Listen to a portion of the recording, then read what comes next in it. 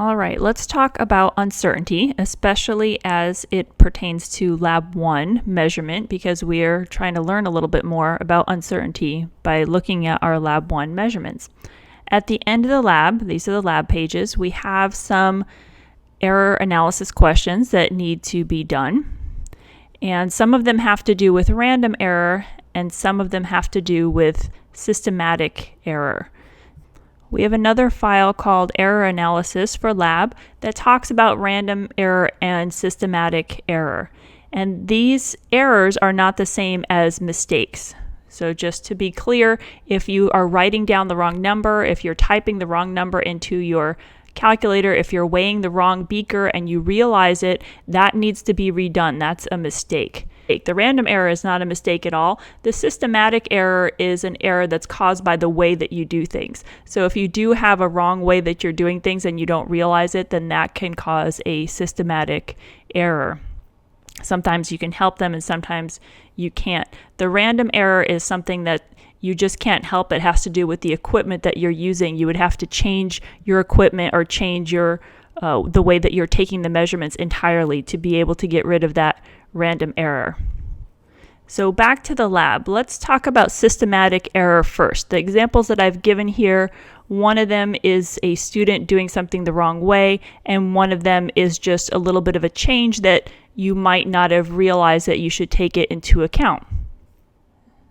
So the systematic error that has to do with question 8 is talking about how a student is measuring the paper. So this is probably how you should measure the paper if you're in lab.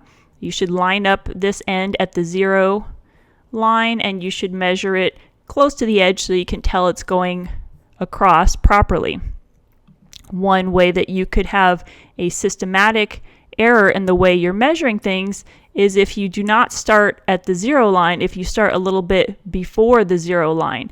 That would cause all of your measurements to be off in the same direction. Systematic error usually causes all the error to be shifted in the same direction. And I'll leave it up to you to think about whether all of your measurements would be larger or smaller than they should be.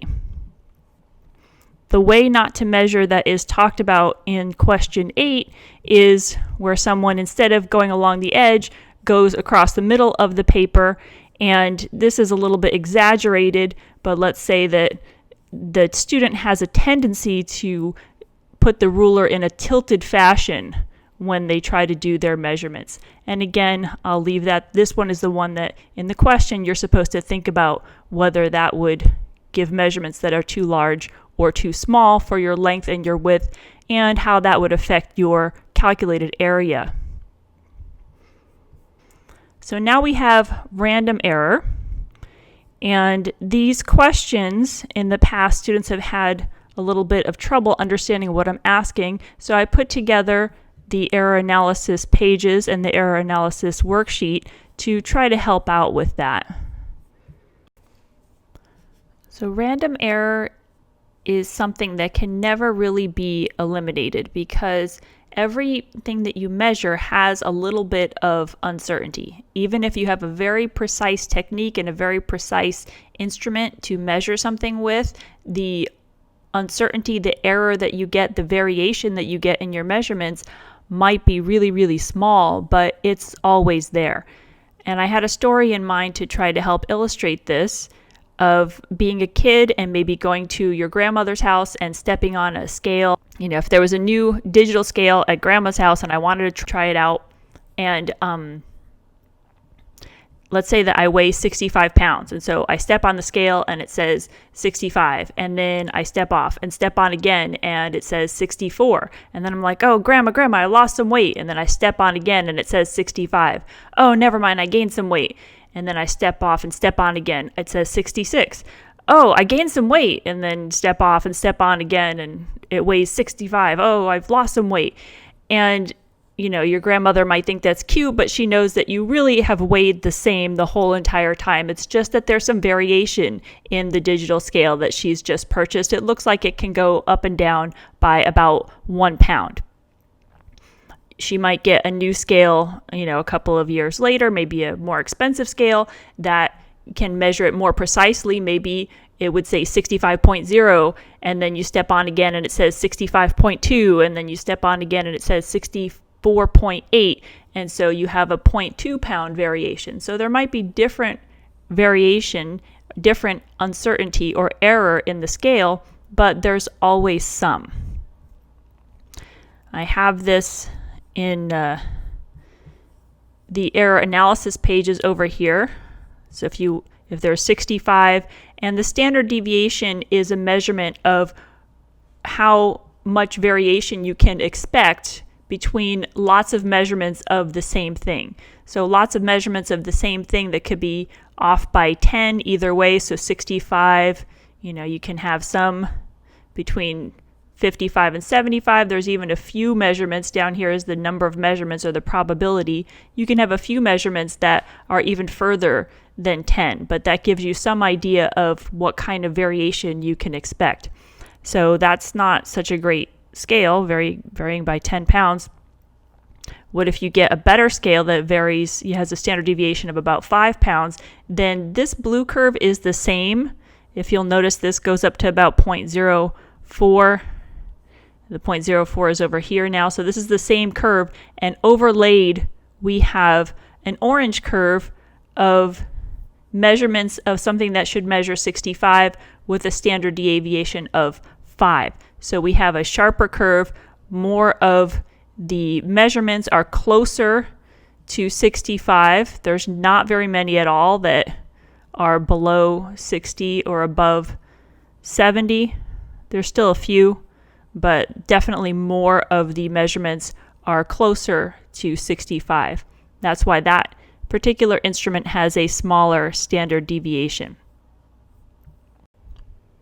I've skipped ahead a couple of pages to show you one more graph. So now we have the curve where you should be measuring 65. This is a blue curve actually now. The blue curve is measuring something that should be 65, and it has a standard deviation of 5. So we have that sharper curve again. This orange curve has the same sharpness, the same precision.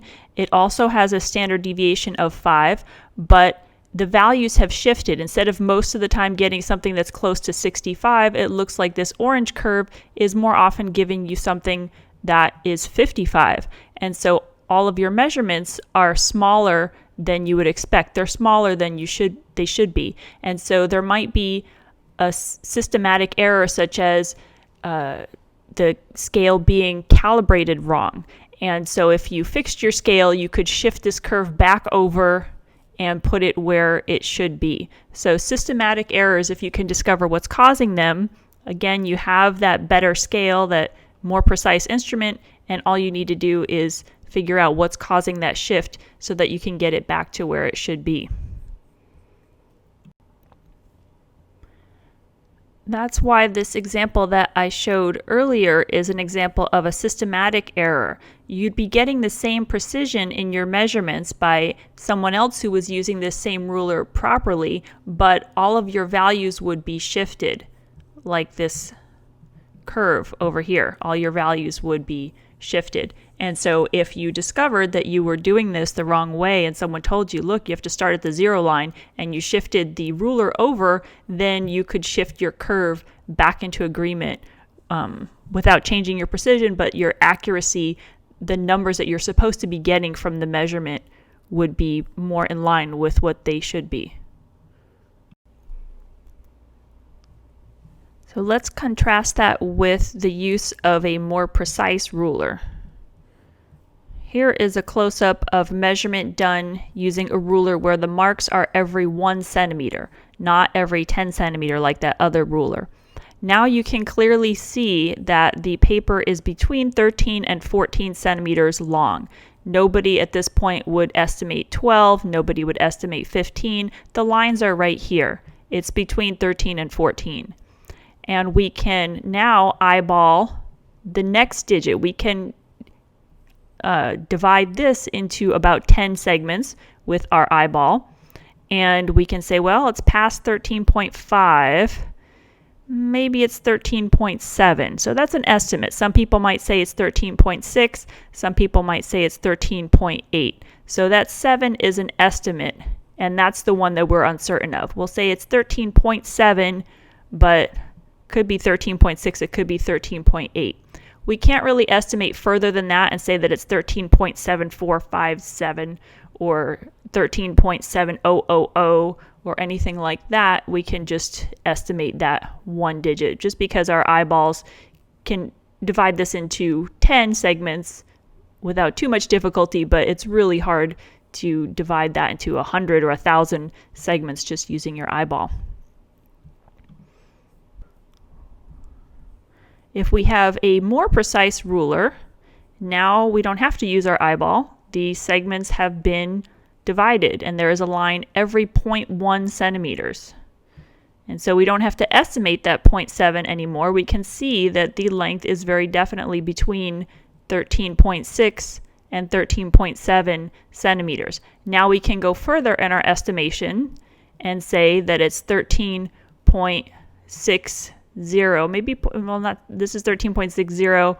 It's not quite to 13.65, so maybe it's 13.63 is how I would estimate that. Someone else might say 13.64. Someone else might say 13.62. That last digit, 0.01 past the decimal, 0.01 centimeters, is where our variation is going to be. If we had a bunch of people measure this, hopefully everyone measuring it would have the 13 the same and they'd have the 0.6 the same, but then that final digit for some people might be a 3, for some people might be a 2, for some people it might be a 4. So that's where we have our uncertainty. That's where we see our variation.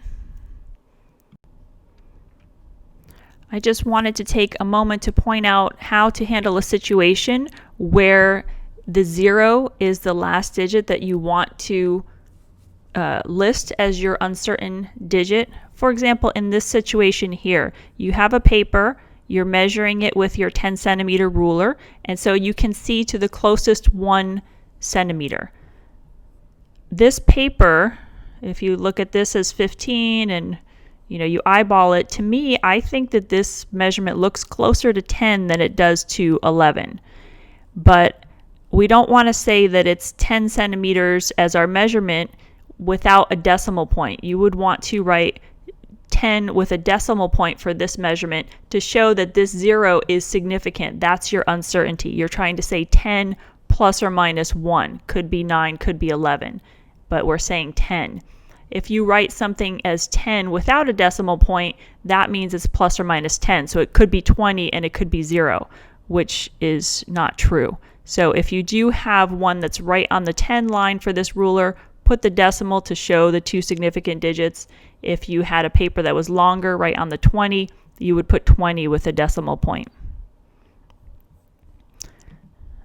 In a similar way, with the 1 centimeter ruler, remember we're reporting 1 past the decimal. So we're dividing this into 10 intervals, 28.5, 28.6, 28.7, 28.9. And if you think this is really close to the line, if you think it's really further than 28.9, you think it's 29.0. And if it were past, it would be 29.1. You don't want to just say 29 because 29 means that it could be 28 or it could be 30. If you say 29.0, then that means it could be 28.9 and it could be 29.1. So that's what you're trying to report for this. Remember that you're going 1 digit past what your instrument can measure.